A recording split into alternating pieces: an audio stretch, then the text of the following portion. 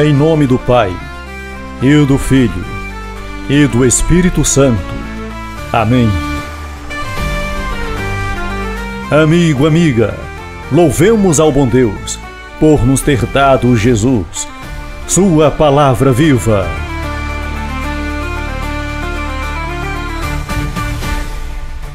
Quinta-feira, dia 7 de agosto, 18ª semana do Tempo Comum.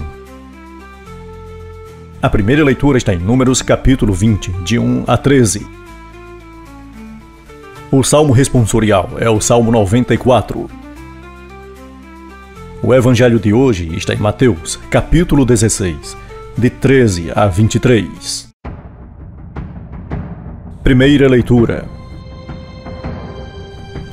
Leitura do livro dos Números. Naqueles dias, toda a cidade dos filhos de Israel chegou ao deserto de Sim, no primeiro mês, e o povo permaneceu em Cádiz. Ali morreu Maria, e ali mesmo foi sepultada. Como não havia água para o povo, este juntou-se contra Moisés e Arão, e levantando-se em montim, disseram: Antes tivéssemos morrido quando morreram nossos irmãos diante do Senhor. Para que trouxestes a comunidade do Senhor a este deserto, a fim de morrêssemos nós e nossos animais? Porque nos fizeste sair do Egito e nos trouxestes a este lugar detestável, em que não se pode semear e que não produz figueiras, nem vinhas, nem romanzais, e além disso, não tem água para beber? Deixando a comunidade, Moisés e Arão foram até a entrada da tenda da reunião e prostraram-se com a face em terra. E a glória do Senhor apareceu sobre eles. O Senhor falou então a Moisés, dizendo: Toma a tua vara e reúne o povo, tu e teu irmão Arão. Na presença deles, ordenai a pedra, e ela dará água. Quando fizeres sair água da pedra, dá de beber à comunidade e aos seus animais. Moisés tomou então a vara que estava diante do Senhor, como lhe fora ordenado. Depois Moisés e Arão reuniram a assembleia diante do rochedo, e Moisés lhes disse: Ouve, rebeldes, podemos acaso fazer sair água desta pedra para vós? E levantando a mão, Moisés feriu 2 vezes a rocha com vara, e jorrou água em abundância, de modo que o povo e os animais puderam beber. Então o Senhor disse a Moisés e a Arão: Visto que não acreditastes em mim para manifestar a minha santidade aos olhos dos filhos de Israel, não introduzireis este povo na terra que lhe vou dar.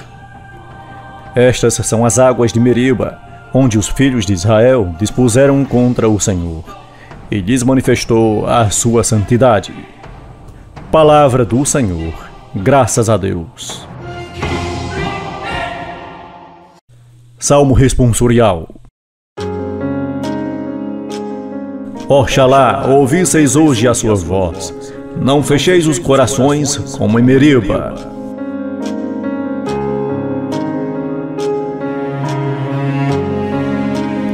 Vinde, exultemos de alegria no Senhor. Aclamemos o rochedo que nos salva.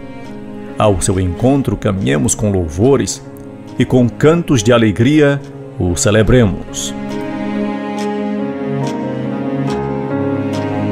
Vinde, adoremos e prostremo-nos por terra, e ajoelhemos ante o Deus que nos criou, porque Ele é o nosso Deus, nosso pastor, e nós somos o seu povo e seu rebanho, as ovelhas que conduz com sua mão.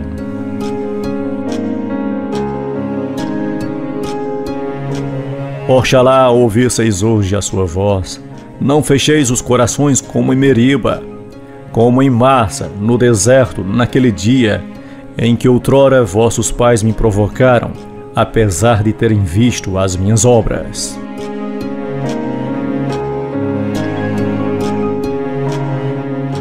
Oxalá ouvisseis hoje a sua voz, não fecheis os corações como em Meriba.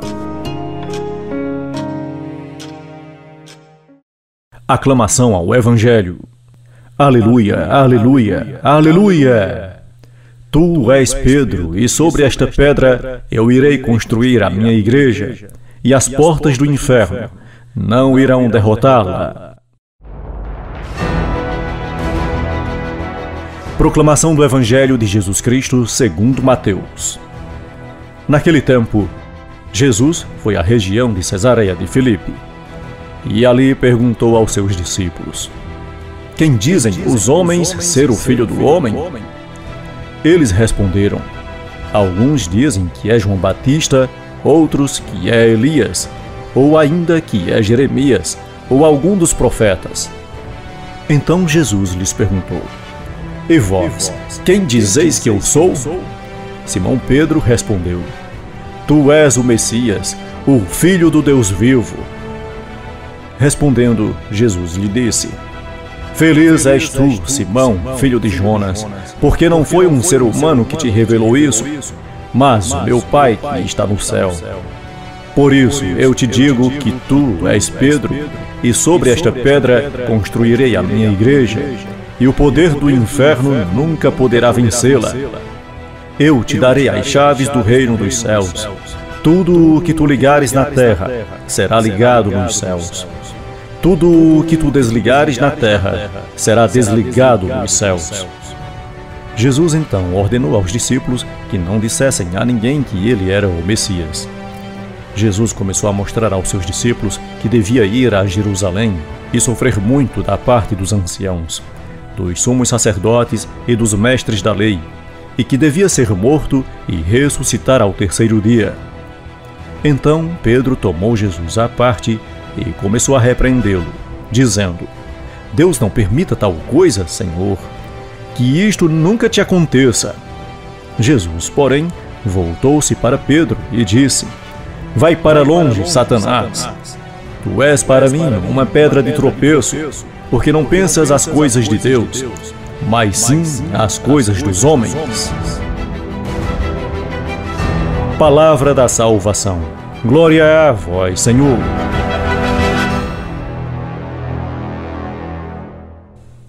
A tentação na vida de Jesus provinha também de seus amigos mais íntimos. Por isso, ele se mantinha atento, tanto em relação aos seus inimigos declarados, quanto àqueles que estavam ao seu redor. Até de Pedro, Jesus teve de se precaver. Este apóstolo reagiu forte quando Jesus anunciou seu destino de sofrimento, morte e ressurreição. Pedro desejava para Jesus um futuro feito de glória e sucesso, não um fim trágico. Por isso surgiu-lhe não nutrir pensamentos que não convinham com a sua condição de Messias. A preocupação do apóstolo aparentemente dava mostra de ser fruto de sua amizade sincera pelo Mestre.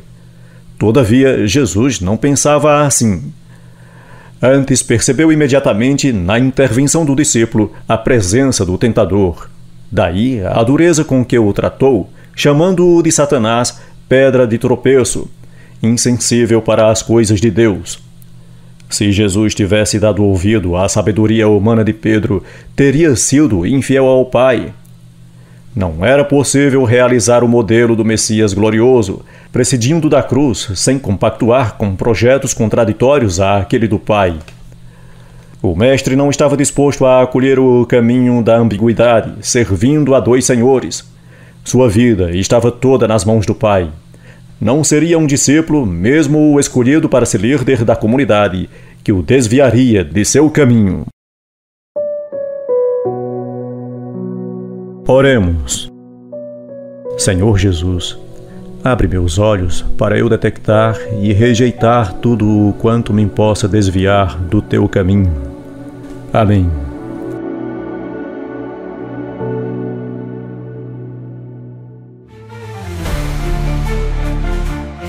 Você ouviu o Evangelho Nosso de Cada Dia. Uma produção e apresentação de Cícero Roberto. Texto do Padre Jaldemir Vitório.